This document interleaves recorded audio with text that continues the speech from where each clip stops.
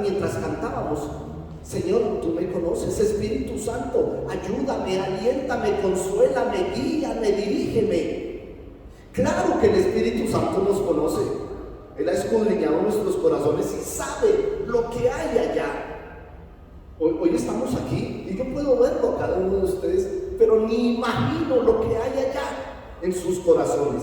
Entiéndase, en sus mentes, en sus conciencias. Traumas, dolores, cargos de conciencia, circunstancias de salud, de economía, tanto que nos aqueja. Pero doy gracias a Dios porque si hoy estamos aquí, es porque hemos venido a decirle: Señor, si tú eres ayudador y vives en mí, pues necesito tu ayuda en mí, en mi vida, en mi casa, en mi familia. Ese es el papel del Espíritu Santo. No lo hemos comprendido, no, es absolutamente cierto. No hemos entendido al Dios Espíritu Santo que decidió, por ese diseño divino, venir a vivir, a hacer casa en nosotros. Me impacta esa palabra de 1 Corintios 3:16, que tiene un contexto muy especial. Pablo está exhortando a los corintios acerca de su estilo de vida y les dice: ¿o es que no sabéis que sois templos de Dios y que el Espíritu Santo vive en vosotros? Porque si así fuera, un templo es sagrado, no se puede profanar. Y es sagrado porque el Espíritu Santo está aquí. Pero como no lo entendemos,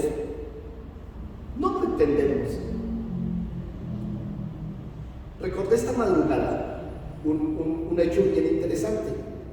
Hace muchos años, claro que más de 20 años, estábamos con un muy buen hermano de nuestra iglesia y un hombre de muy buen testimonio delante de Dios y delante de la iglesia. Y por alguna razón tuvimos que hacer una diligencia. Él se encargaba de la administración de la iglesia y tuvimos que hacer una diligencia en Chapinero, comprar algo del sonido. Él era muy diligente en estos asuntos y nos fuimos en el carro de él. Yo dejé mi camioneta y nos fuimos en el carro de él. Y estando en Palo Quemado, un taxi nos cerró, se atravesó.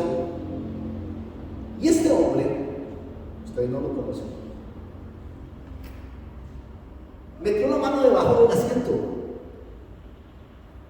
Yo conozco esa actitud, nunca la usé. Y abrió la puerta y sacó una varilla. Él llevaba varios años en la iglesia y fue a pelear con el taxista. Y el taxista le decía: disculpe, no. Yo decía: mira, esto es broma, como que ¿dónde está la cámara? ¿Qué está pasando aquí?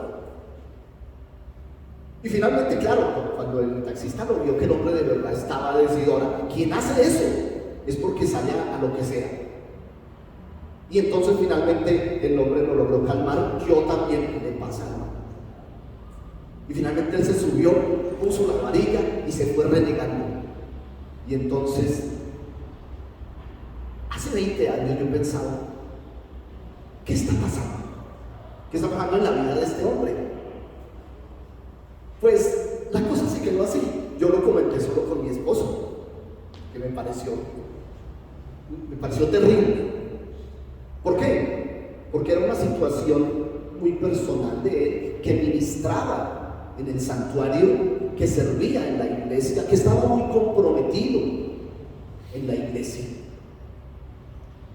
Y en estos días hemos venido recibiendo del Espíritu Santo una revelación muy particular acerca de su persona, para que lo podamos entender. Si llegamos a discernir todo el alcance de lo que el Espíritu Santo quiere hacer en nosotros, porque del Espíritu Santo nos han enseñado que allá en el libro de Joel, en el capítulo 2, verso 28, hay una profecía acerca de lo que sería el Espíritu Santo siglos adelante.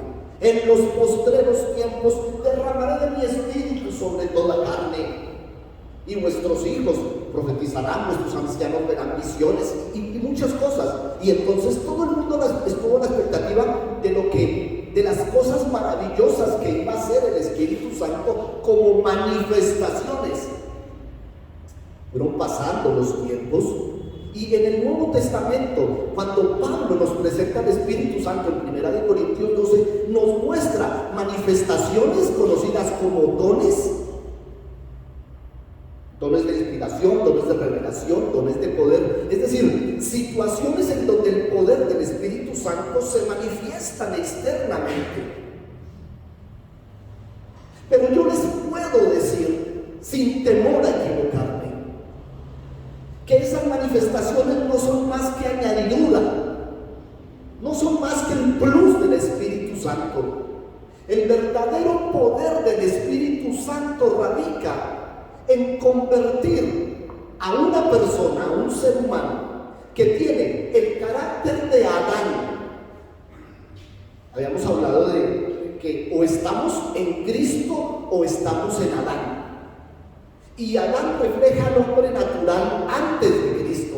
Antes de conocer a Cristo, hemos forjado patrones de vida, costumbres, manías, resabios, mañas.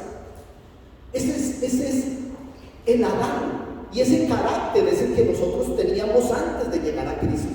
Y mi buen amigo, mi hermano en la fe, había formado en su vida anterior muchos patrones de vida, entre ellos la agresividad. No sé si era santanderiano, es que a mí se me ocurre pensar, porque tuve un amigo santanderiano que peleaba con todo el mundo, y entonces digo, yo no sé si este hermano cristiano había generado esos patrones de vida y estaban allá en el viejo hombre, pero sin duda el Espíritu Santo había obrado en la vida de él, quizá en circunstancias de alcohol, de lascivia, de tantas cosas, pero esa área como que él no la había presentado, como que para él no era un problema, como que yo no tengo que cambiar eso, porque yo conocía al hombre, había sido transformado en muchas cosas.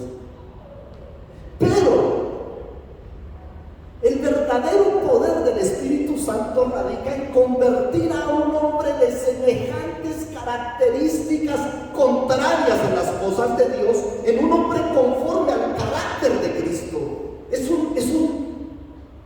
un contraste absoluto. Y tuve que entender la situación de mi hermano en la fe, mirando a lo que pasó con Israel. Es interesante leer el libro del Éxodo, y en esos 40 capítulos encontramos cosas maravillosas. No tengo que decirles que terminó haciendo Israel en Egipto. Es un mover de Dios. Dios quiso así, a través de José, de los 72 descendientes de Jacob, para llegar a convertirse en más de 2 millones de personas que durante 400 años o más han vivido en Egipto. Y entonces han asumido los patrones de Egipto.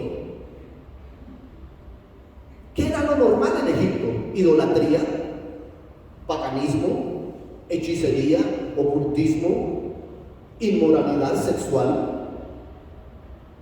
E Israel nace, crece, se multiplica allá, en ese carácter. Cuando Dios nos rescata de mano de Moisés, ¿qué tiene? Un montón de israelitas con muchas promesas, pero llenos de pecado, llenos de mañas. Y entonces, ¿cuál es la labor de Dios en todo esto? Necesito sacarlos de allá, pasarlos por un tiempo, 40 años, y 40 años nos habla de tiempos y propósitos, para finalmente entrarlos en la promesa que tenían antes de estar en Egipto, en responderle a Abraham, Isaac y Jacob y los patriarcas que les iba a dar una tierra. Pero ¿qué pasa? Vemos hasta el capítulo 12, vemos todas las proezas que Dios hace. Y en el capítulo 12 de Éxodo, la Pascua. En el capítulo 14 salen, cruzan el Mar Rojo. Y desde que salen, desde que pasan el Mar Rojo, empieza a manifestársele. Y por favor, copie esta palabra, manifestar. ¿Por qué? La semana anterior estuvimos hablando de la famosa palabra ergon, la palabra griega que significa obras, acciones. Y hablamos que el hombre natural, el hombre caído con el carácter de Adán, pues obra de acuerdo a su carácter. Pero el hombre nacido de nuevo, con el que está adquiriendo el carácter de Cristo, también obra. La pregunta es, ¿cómo son las obras con el carácter de Adán y cómo son las obras con el carácter de Cristo? Ustedes están viendo que estoy asumiendo un lugar aquí geográfico. Es que cuando tuvimos esa explicación, yo puse este paral y les decía, de este paral hacia allá es el hombre caído, el hombre con la naturaleza de Adán. A partir de este paral, la persona tiene un encuentro con Cristo y comienza una nueva vida. El de allá, Pablo lo identifica en 1 Corintios 2 como el hombre natural, y el hombre que parte hacia allá lo identifica como el hombre espiritual, teniendo una brecha en la mitad, a quien Pablo llamó el hombre carnal. Es decir, el que está muriendo al viejo carácter, pero todavía no puede mostrar el carácter de Cristo. Y entonces allí estaba mi amigo.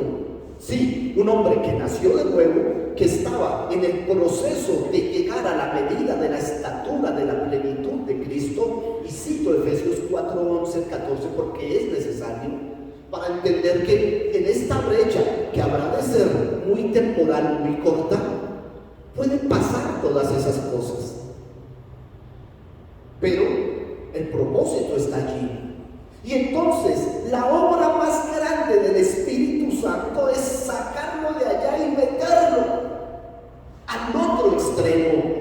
Israel sale de Egipto y tan pronto cruza el Mar Rojo, pues lógico, empieza a mostrar quiénes son, a manifestar por palabras, por obras, por actitudes, quiénes son. ¿Y qué mostraron? Su pasado, su cultura, su sociedad. Y la iglesia, cada uno de nosotros que viene de su propio Egipto, ¿cuáles eran las manías en mi casa? Yo puedo hablar de mi caso personal. Y cuando usted esté predicando, seguramente podrá ilustrar de acuerdo a su conocimiento personal. En mi casa siempre había licor. Siempre había una botella de aguardiente antioqueño. Mi papá había crecido en ese medio. Y entonces mis hermanos y hermanas bebían parejo y se emborrachaban al son de un buen tango. Y siempre tendrían la disculpa social de diciembre, la disculpa social de las situaciones religiosas, bautizos, primeras comuniones, todo eso era la excusa perfecta para echar mano de esos patrones y poder emborracharse. Listo, vamos. Y de allá vengo yo. No asumí el patrón del licor, bueno, porque no me gustaba. Mi papá y mis hermanos tomaban el trago y yo no sé qué era lo que les pasaba por acá, porque decían, ¡ah, qué rico! Y cuando la primera vez yo cogí y pasaron 2 o 3 gotas, dije, ¿esto qué es? Y nunca lo hice. Pero sí asumí otros patrones heredados tanto ancestralmente, y alguna vez les pude decir quiénes eran mi padre Miguel, mi abuelo Cipriano, mi tatarabuelo Jacob. Y cuando descubro que tengo un Jacob en la familia, identifico porque soy mentiroso, engañador y todo eso. Con esos patrones llegué yo a la iglesia y cada uno trajo los suyos.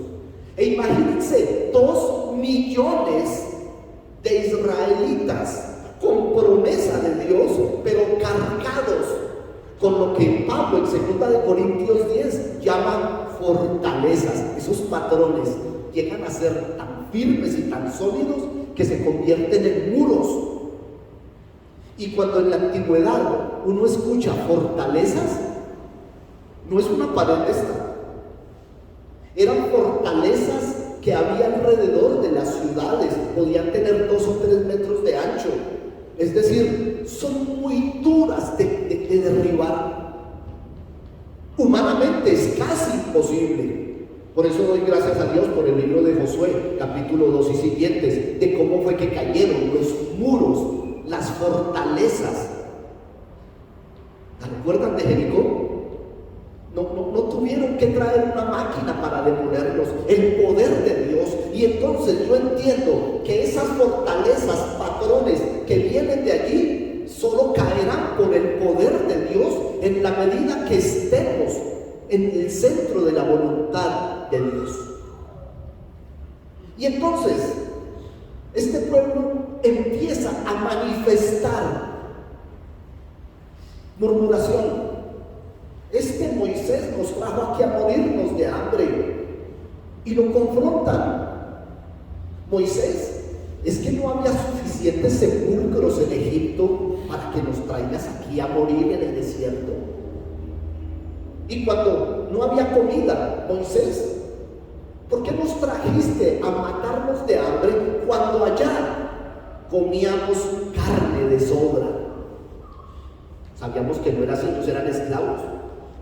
Moisés, nos trajiste a este desierto a matarnos de sed cuando allá el Nilo nos entregaba agua en abundancia. ¿Qué estaban haciendo? Pues lo de mi amigo, sacando a la luz lo que era, que estaba guardado y que se manifiesta en los momentos claves.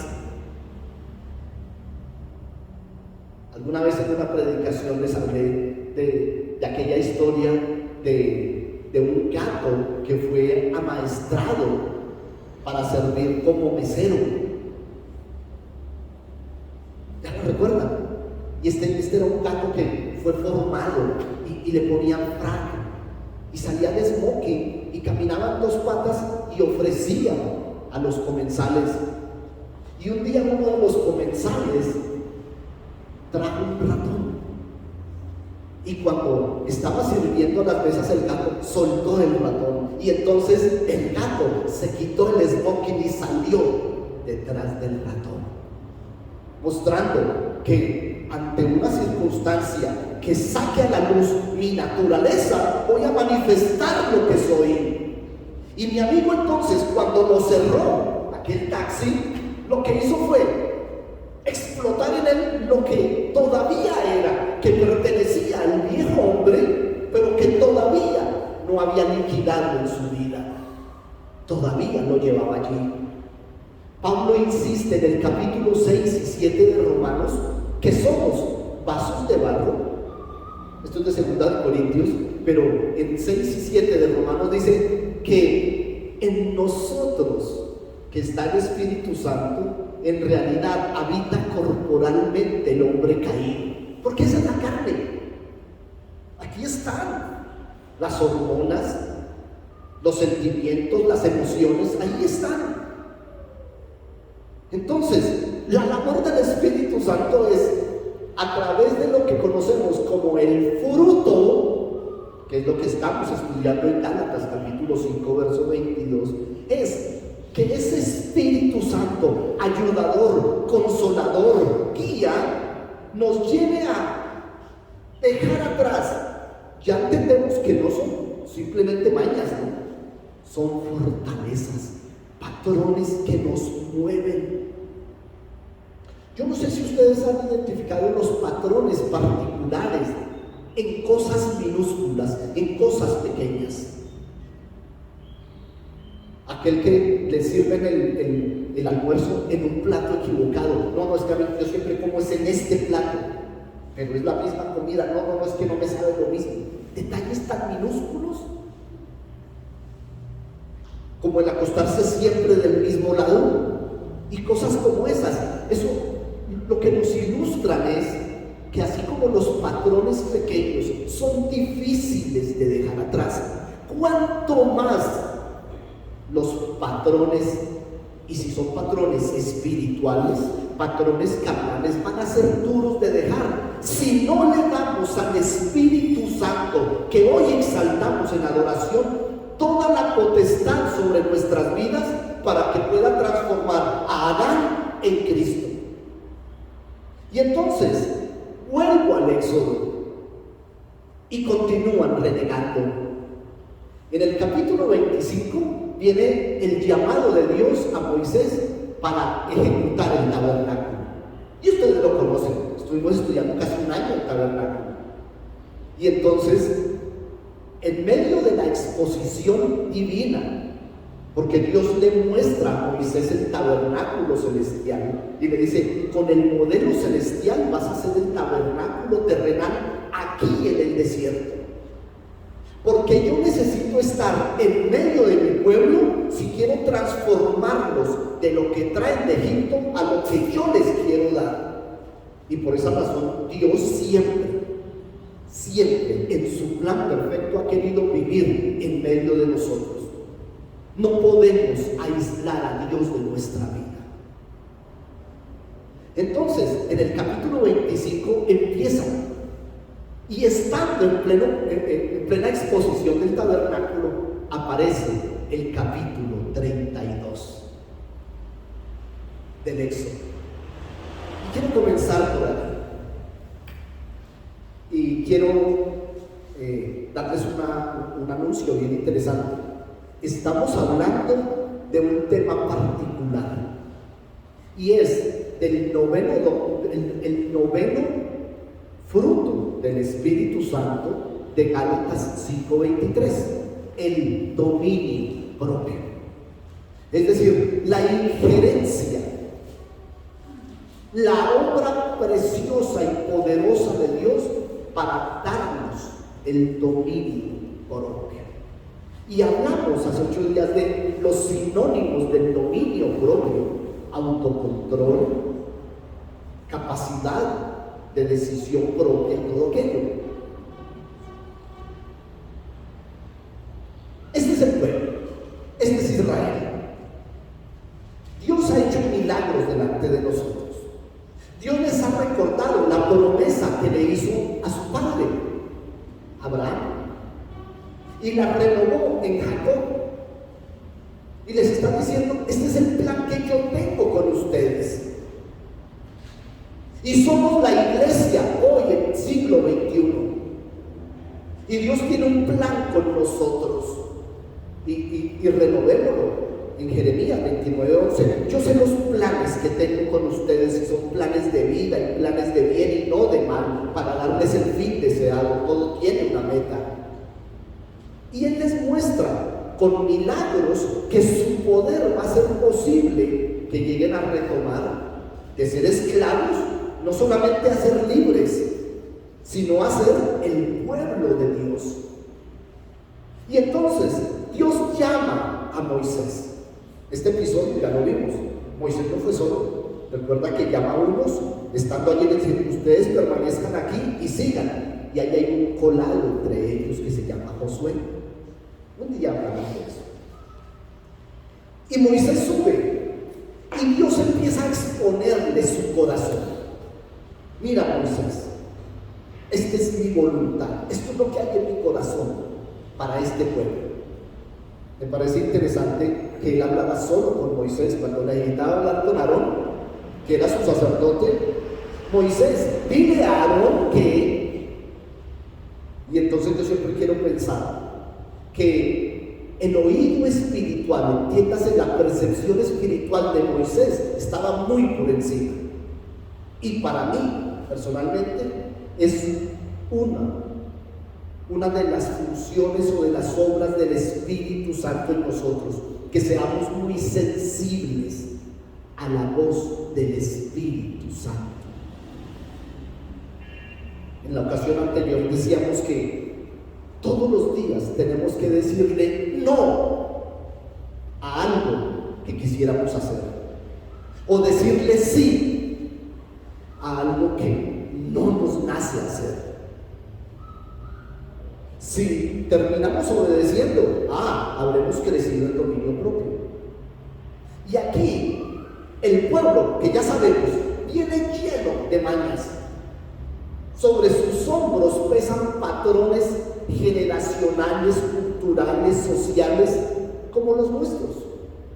Oye, hermanos, vivimos una sociedad, qué tremenda sociedad, y nos influencia directamente. No nos toca así por encima, no, nos pone a pensar.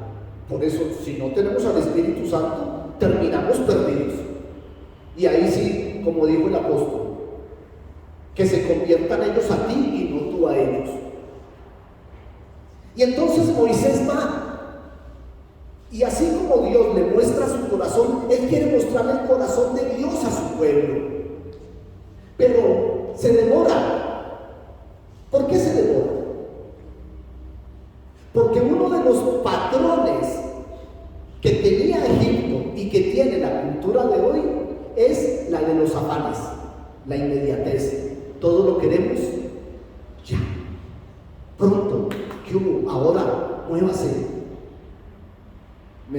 Los niños, en especial los chiquitines, como ellos no tienen la concepción de tiempo, cronos, papá, ¿me compras un avión?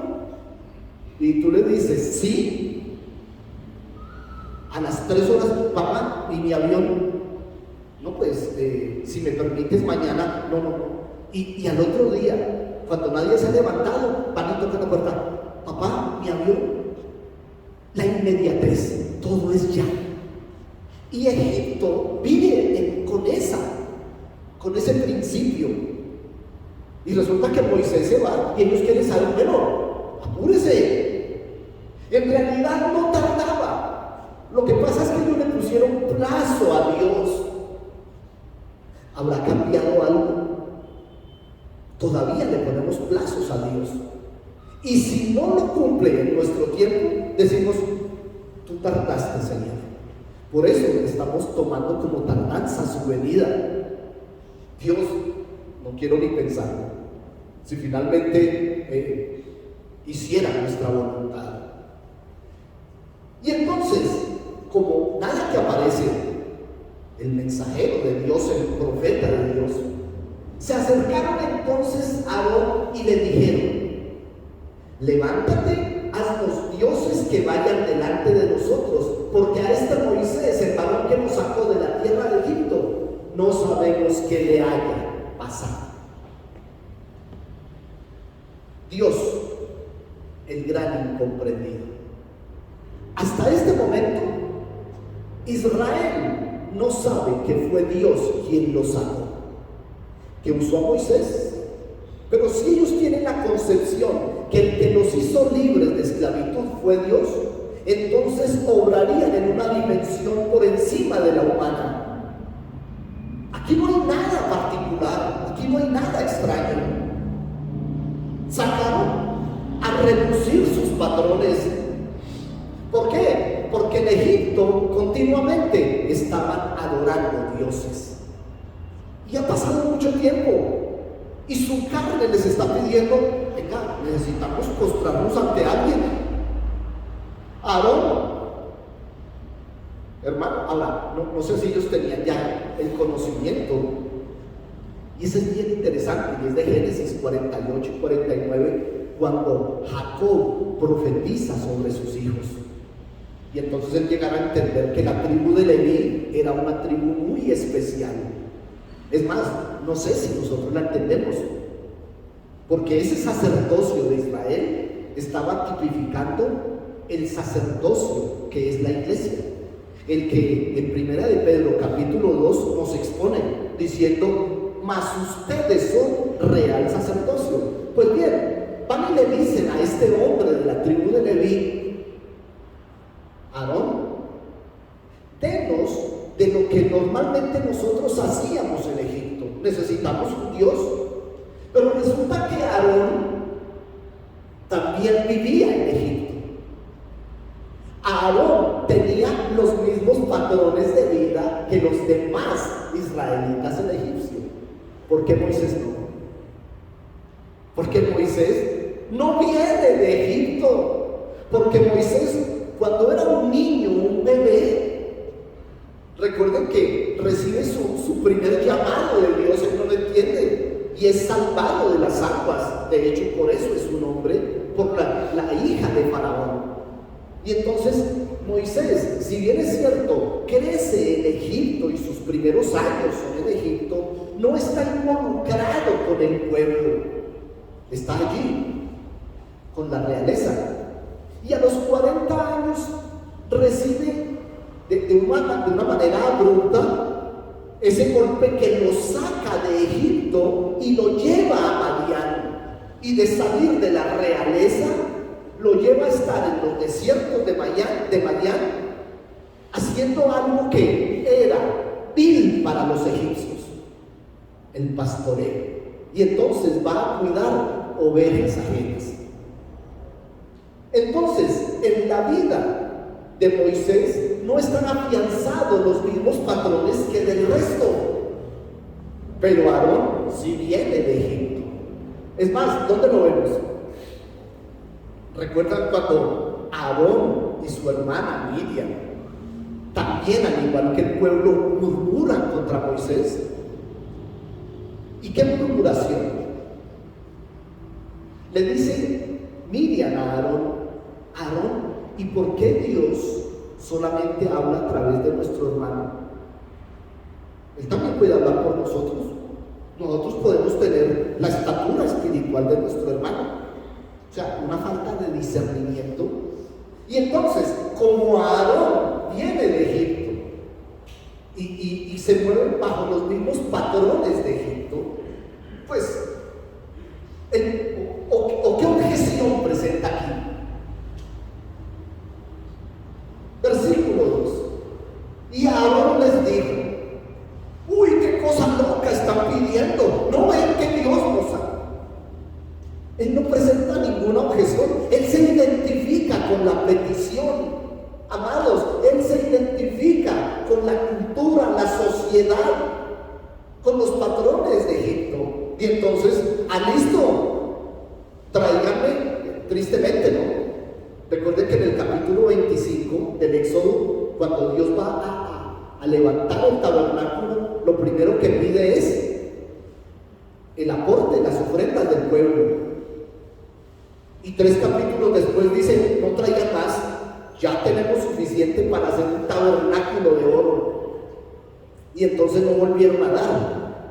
Así es que todavía tenían anillos, aretes, manillas, cadenas, todo lo que ustedes quieran. Y entonces Aarón, que tampoco entiende la situación, que tampoco discierne, que todavía se mueve con la naturaleza de Adán, entonces le dice: aparten los zarcillos de oro de nuestras mujeres, de nuestros hijos, de nuestras hijas, y tráiganmelos. Entonces el pueblo no lo pensó 2 veces, la inmediatez, así que hago con nosotros, y Aarón es rapidito. Y entonces los tomó de las manos de ella, los fundió con un buril, hizo un becerro de fundición. Y entonces, ¿qué tiene Egipto? Perdón, ¿qué tiene Israel? Israel ahora tiene a Egipto en su lugar. Porque el gran problema de Israel fue que ellos salieron de Egipto, pero Egipto no salió de ellos. En sus mentes estuvieron los patrones de Egipto. Y ahora, aquí, en el desierto, tienen lo que necesitaban, lo que su carne necesitaba, lo que su espíritu caído necesitaba. Y entonces hicieron el becerro de fundición y dijeron: estos son los dioses que nos sacaron de Egipto. Y Aarón, viendo esto, ¿qué hace uno con un Dios? Le edifica un altar. Oh sí, aquí está el altar del Dios que nos sacó de Egipto. Y pregonó a Aarón y dijo: mañana habrá fiesta para Jehová. ¡Qué confusión tan tremenda! ¿Cómo aún involucran a Dios en todo esto? Eso se llama sincretismo. El sincretismo es ese híbrido de las cosas de Dios con cosas paganas. Y eso sí que se usa. Eso hace parte de lo que a Timoteo le dijo Pablo en la primera carta, capítulo 1, versículo 6, la apostasía. Porque cuando se manifieste la apostasía, va a ser en la iglesia. No va a ser en el mundo. El mundo es apóstata por naturaleza. Va a ser en la iglesia. ¿Cómo? Sincretismo. Cosas que, como dice Aarón, son para Dios, pero en realidad no son de Dios, no son del corazón de Dios, no son de la voluntad de Dios. Y lo que sigue, ustedes ya lo saben. Al día siguiente madrugaron, ofrecieron holocaustos, presentaron ofrendas de paz y se sentó el pueblo a comer, a beber y a regocijarse. Y créanme, ellos creían que estaban haciendo la voluntad de Dios. Y eso debe inquietar mucho, porque eso puede estar pasando en las iglesias. Sí, claro. ¿Qué quiere el pueblo? Pan y circo. Se les da. Oía hace un tiempo un predicador dando las estrategias para que la iglesia crezca por miles. Sencillo. Denles cosas del mundo y van a venir. Ponte una discoteca en su iglesia con luces, con todo lo que está afuera en el mundo, pero métalo en la iglesia.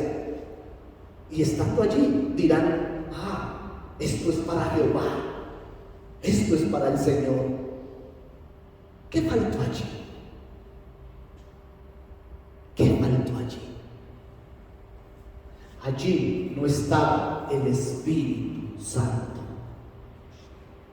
Por esa razón, y les quiero contar, cuando uno lee Deuteronomio 8, ayúdame con Deuteronomio 8, primero porque me encanta, Deuteronomio 8 me encanta, pero segundo, porque es la porción que usó Jesús cuando Satanás lo tentó.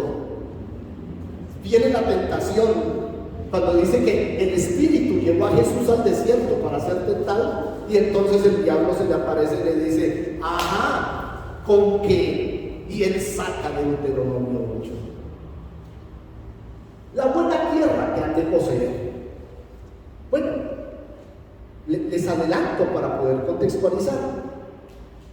Finalmente, Dios, desde su lugar, ya en lo alto, donde todo lo ve, Él no ha cambiado. Nosotros salimos de la iglesia, del lugar, y durante semana estamos en una u otra circunstancia laboral, familiar, empresarial, económica, sentimental, y allá está Dios. No con la vara dispuesto a mandar fuego, como los que pedía Boanerges, los hijos del trueno, ¿no? Allá está mirando y diciendo: ¿qué es esto? ¿Qué es esto? Porque desde allá Dios dice: Moisés, apúrese, porque ellos no entienden. Vaya que se prostituyó, la palabra dice, se prostituyó el pueblo. ¿Cómo así? Dios entonces tiene que ver desde los cielos lo que está pasando y se da cuenta que la única manera, o sea, el primer paso de Dios es: no, tiene que morir esta generación. ¿Por qué? Porque es que esos patrones están tan clavados en su mente, porque todo esto es mental, es en la mente.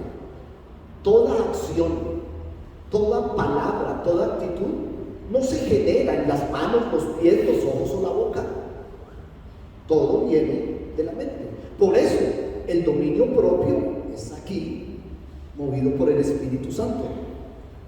Y entonces, mis amados, Dios necesita coger a este pueblo y decir: tiene que morir esta generación y nacer de nuevo otra generación, tal cual como nosotros traemos los patrones de allí y hemos pretendido que a fuerza de voluntad Y siendo buenos, vamos a poder cambiar.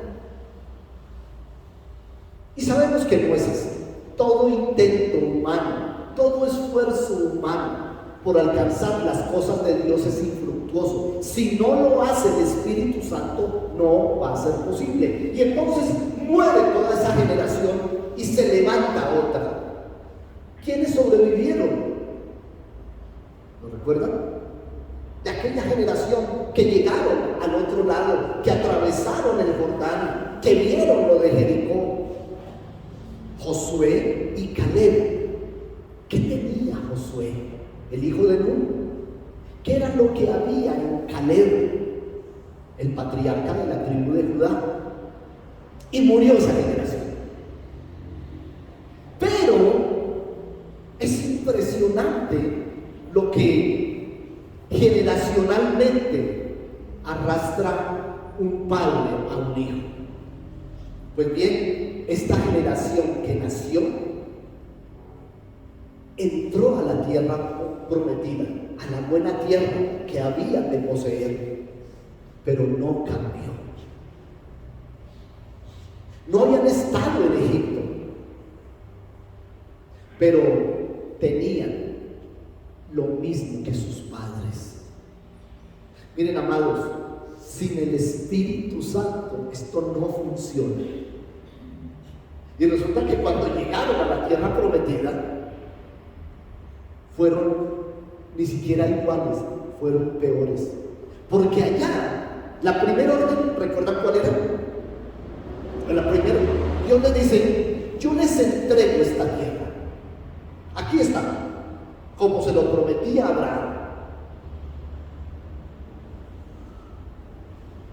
Los habitantes de allí, yo los voy a entregar en sus manos. Ustedes van a salir a guerra y los van a destrozar, van a acabarlos, van a borrarlos. Cuidado, van a emparentar con ellos, van a entregarle sus hijas a los hijos de ellos, o sus hijos van a tomar mujeres de ellas. Y fue lo primero que hicieron. En el transcurso, versículo 8, ahí tienen los mandamientos, ahí tienen lo que Dios les hará. Versículo 3. No, perdón, desde el 2. Gracias.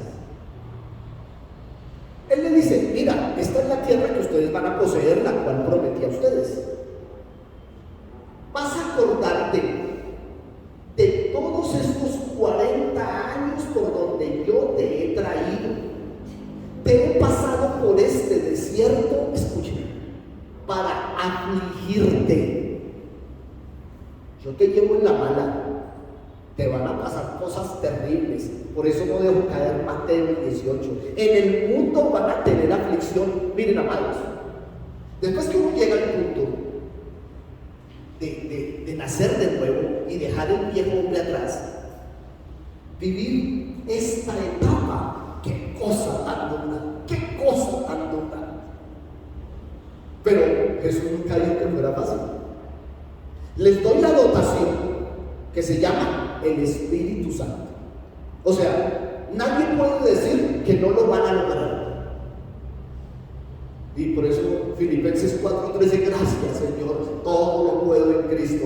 Porque créanme, los que caminamos este pedazo, qué fácil es que el mundo nos devuelva atrás. Qué terrible es. Qué terrible es esto. Y entonces te lleven durante 40 años por un desierto, y un desierto tipifica el campo, el lugar, tanto espacial como cronológico, en donde tenemos que depender de Dios. Porque en un desierto tú no puedes sembrar, tú no puedes sacar agua, no te puedes cubrir, estás expuesto. En el desierto uno dice: Dios, necesito de ti para todo, para todo. Te afligí por una razón, para probarte, para saber lo que había en tu corazón, si habías o no de guardar mis mandamientos, te hizo tener hambre y te sustentó con pan del cielo, con maná.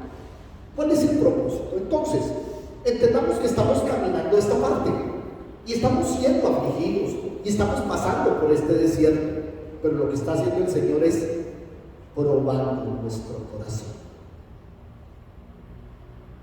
¿Qué hay en tu corazón? ¿Cómo hago para saberlo?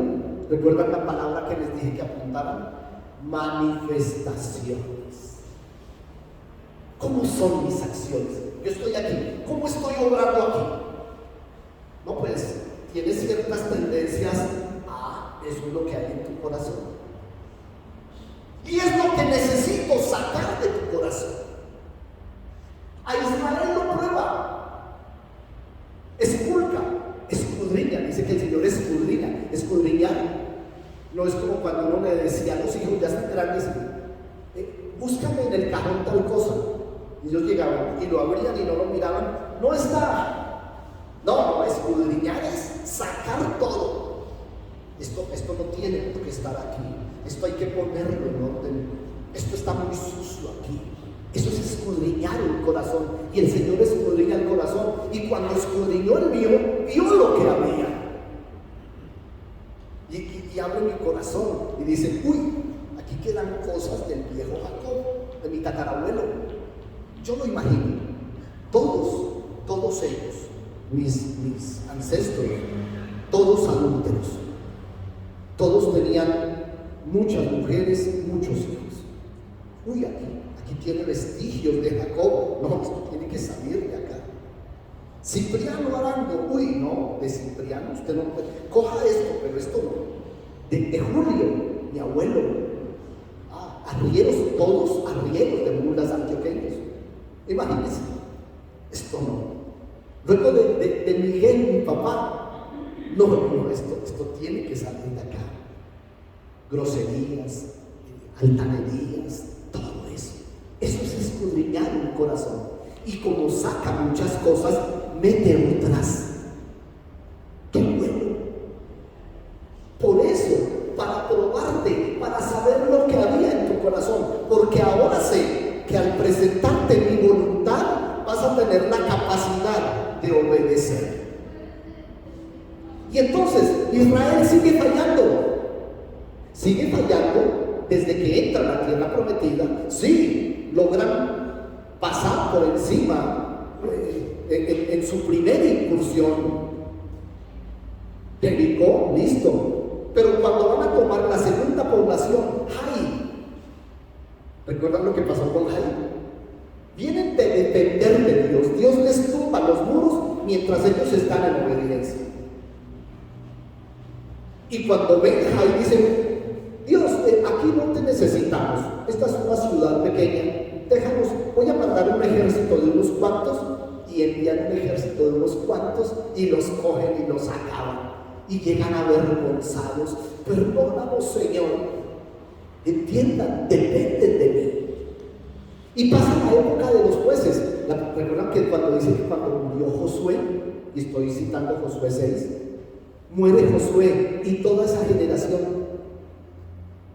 y aquellos que quedaron no conocían a Dios? Y entonces se repite lo de Génesis 6. De continuo Dios mira y ve que en el corazón del hombre está hacer el mal. Carácter de Adán. Qué terrible, qué terrible. Y entonces viene la época de los reyes, bueno, los jueces. Lo peor, 400 años de jueces, de pecado tras pecado, pecado tras pecado, y Dios poner salvadores del tipo de Jesús. Otoniel, Ahod, Sancar, Débora, Barak, Gedeón, Sansón, terribles años de jueces. Y entonces el pueblo pide rey, y Dios, contra su voluntad, les dice, ¿quieren rey? Aquí les doy a un rey. Y a propósito unge a Saúl a través de Samuel. ¿De qué le sirvió la unción a Saúl? Porque que la unción de Saúl es perfecta para mostrar lo que puede pasar con alguien que tiene el Espíritu Santo, pero no tiene ni idea qué hacer con el Espíritu Santo. De eso estudiamos una vez. Sí, él profetizaba. Saúl, que no era de la estirpe de los profetas, profetizaba, pero no tenía ni idea qué hacer con esa profecía. No tenía ni idea cuál era la voz de Dios y cuál no. Por eso, cuando un día necesitó dirección, fue a Endor a buscar una adivina y asumió que le iba a decir lo mismo que le hubiera dicho Dios. ¿Qué pasó con el Espíritu Santo? Y pasó la etapa de los reyes de Israel, y Dios divide el reino. Y ni hablar de la época de los reyes de Israel, capital Samaria, y la época de los reyes de Judá, capital Jerusalén. Y entonces aparece Ezequiel, capítulo 36. Por favor.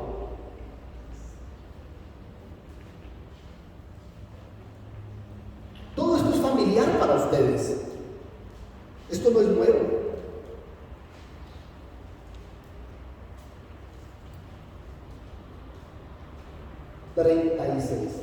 Restauración futura de Israel. Aleluya. Vamos al verso 36. Todos conocen esto. Conocen el capítulo 37. ¿Recuerdan el título del 37? El valle de los huesos secos. Pero vamos a estar antes. El 25.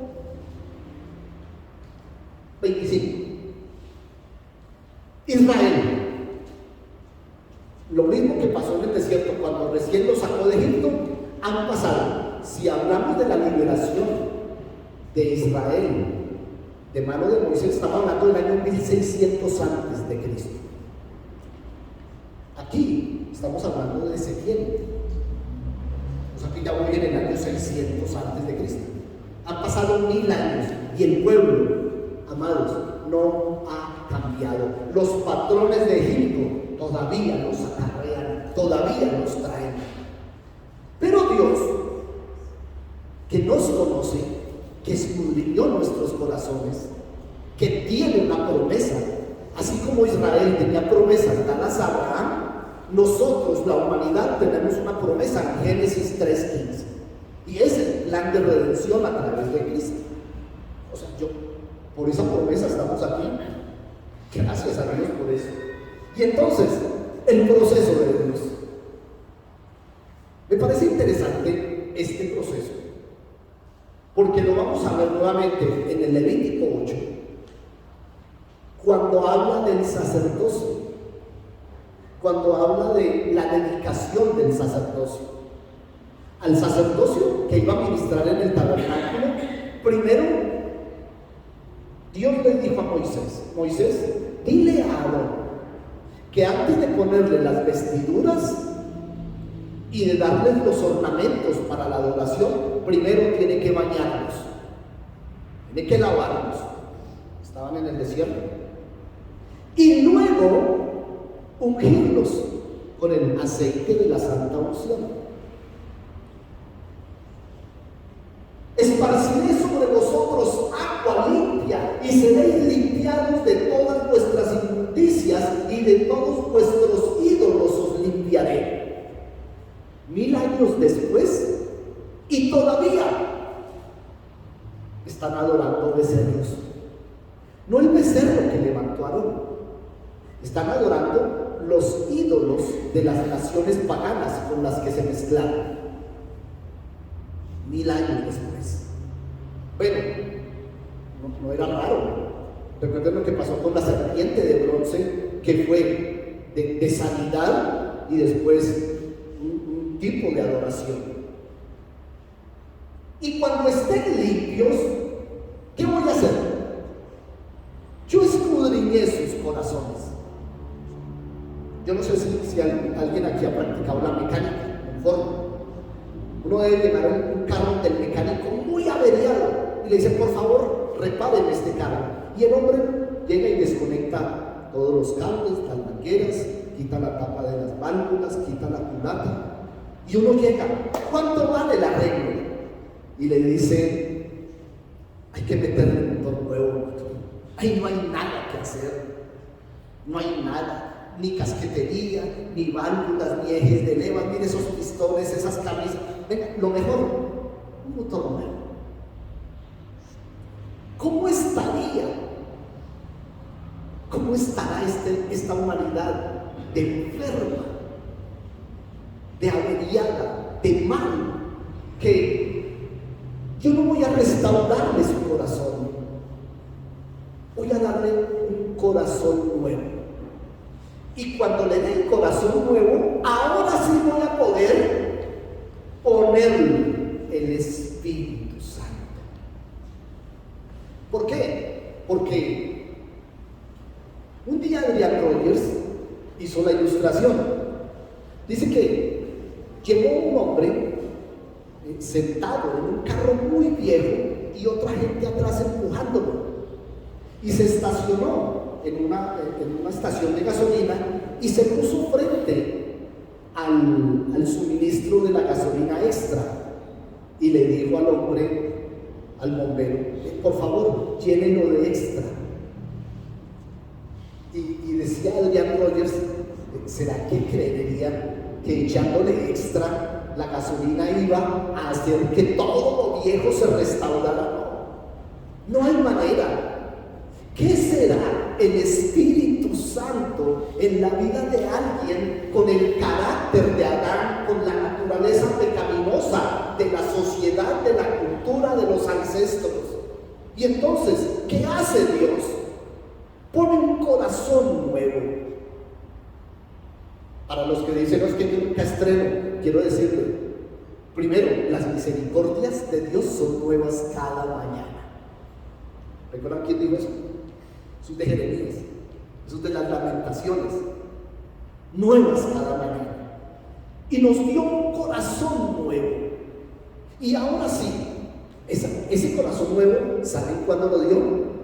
Aquí, cuando el hombre natural dejó de ser hombre natural y por fe recibió a Cristo en su corazón, entonces fue sellado y la naturaleza de Dios santa fue puesta en él, y eso implica un corazón nuevo, y entonces puso su Santo Espíritu como un sello que dice, ahora él me pertenece a mí. Esa es una realidad espiritual. Pero Pablo nos dice en el capítulo 6 de Romanos, 7 de Romanos, pero toda esa maravilla envuelta en esta carne terrible, vendida al pecado. Y es cuestión de leyes, ¿no? Y así cierra el capítulo 7. La ley del pecado del hombre natural, de la naturaleza de Adán, contra la nueva ley del Espíritu de Dios, un corazón nuevo, un espíritu nuevo. De ahí me pegué yo, un nuevo corazón, un nuevo espíritu. ¿Por qué? Porque ciertamente yo no quiero vivir allá. Bueno, les puedo decir, seguramente hoy en el 2021, si a mi buen amigo, cuando vaya en su carro, lo cierra un taxi, seguramente va a pensar, y por fin experimentará algo en su vida. ¿Recuerdan la palabrita? Manifestaciones. Entonces va a manifestar, sí, le dio rabia, pero un momento, ¿yo por qué voy a hacer esto? Lo contrario al dominio propio es, todos lo vivimos. Hoy puedo decir cómo he ganado el dominio propio, sin control de mí mismo. ¿Qué me controlaban? Las circunstancias, mis emociones, mi orgullo, mi vanidad.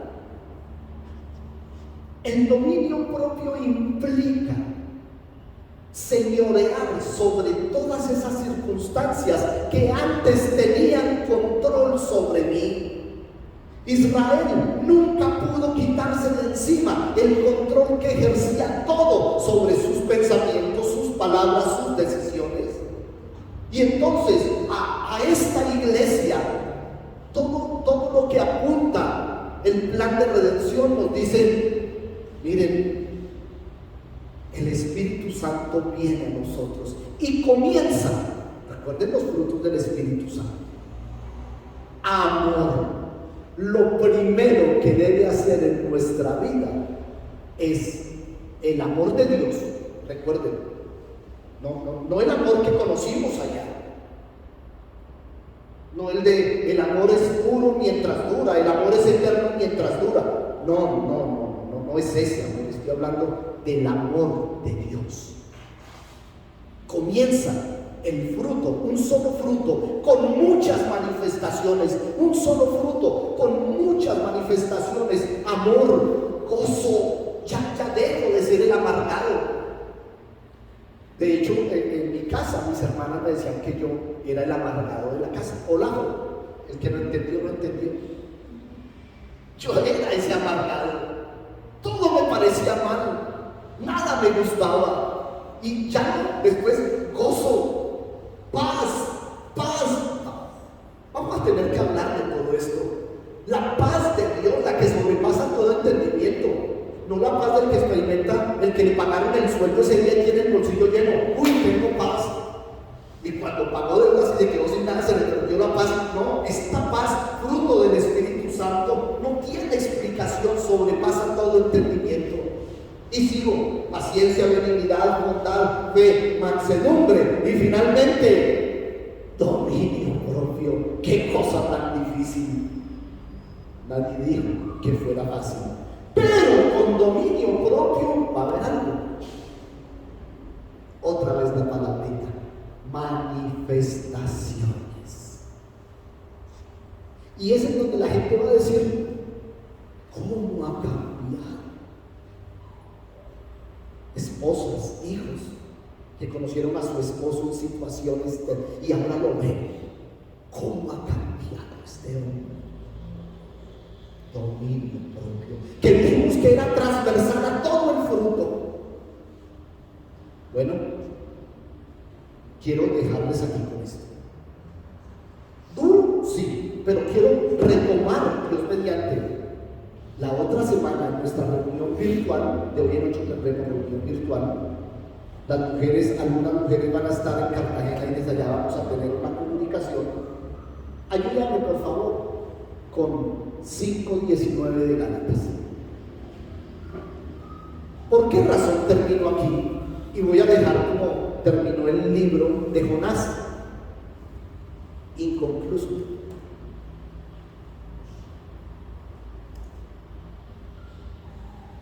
Y es simple. Gracias. Versículo 19. ¿Con qué comienza? Manifestaciones. Y manifiestas son las obras de la carne. Recuerden, obras allá, obras aquí. Obras del carácter de Adán, obras del carácter de Jesús. Obras de quien obra sin control y obras de quien tiene dominio propio. En todo caso, el mundo conocerá a una persona por sus obras. Jesús lo dijo en Lucas 9: por sus frutos los conoceréis. Sabrán si es de allá o es de acá. No hay. Y manifiestas acciones son las obras de la carne. Yo creo que vamos a poder traerlas en el original griego. Quisiera hablarles de las palabras en el griego, porque nos dan una luz. Porque quizás sin darnos cuenta estamos aquí corriendo como no la maratón a la que nos llama Pablo, no a los 42 kilómetros que hay que tener mucha preparación, mucha paciencia, sino que corremos los 100 metros. Vamos, si ya dominio propio. Y en medio de la carrera se manifiestan cosas de estas. Y manifiestas son